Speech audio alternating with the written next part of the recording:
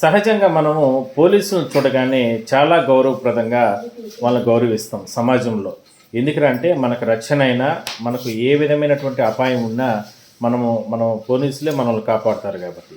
కానీ కర్ణాటకలో ఒక డీజీపీ స్థాయి అధికారి, ర్యాంక్‌లో ఉన్నటువంటి అధికారి చేసినటువంటి నిర్వాకం ఇప్పుడు దేశవ్యాప్తంగా చర్చకు దారితీసింది. ఒక మహిళే కాదు మరికొంతమంది మహిళలతో కూడా అతని కార్యాలయంలోనే, పోలీస్ కార్యాలయంలోనే అత్యంత హీనంగా, అత్యంత హేమంగా అతను వ్యవహరిస్తున్న తీరు ఇప్పుడు వీడియోస్ అన్నింటినీ కూడా సోషల్ మీడియాలో పెద్ద ఎత్తున రావడం జరిగింది. అక్కడ ప్రభుత్వం కూడా దానిపైన విచారణకు ఆదేశాలు ఇవ్వడం జరిగింది. ఎందుకంటే ఇది చెప్తున్నానంటే ఆ వీడియో చూసిన వెంటనే చాలా బాధ అనిపించింది. అంటే ఎన్నో రకాలుగా మహిళలు పాపం వాళ్ళ ఇబ్బందుల దృష్ట్యా వస్తూ ఉంటారు పోలీస్ స్టేషన్లకు కావచ్చు, లేదంటే అధికారుల దగ్గరికి. కానీ వాళ్ళని ఏదో ఒక రకంగా మభ్యపెట్టి ఈ రకంగా లోపరుచుకోవడం అనేది నిజంగా సిగ్గుచేటు. బట్ అందరూ అనకూడదు, ఇలాంటి వారు ఒక్కరు ఇద్దరు కారణంగానే పోలీసు వ్యవస్థ పైన ఇప్పుడు ఒక చర్చ అనేది నడుస్తుంది.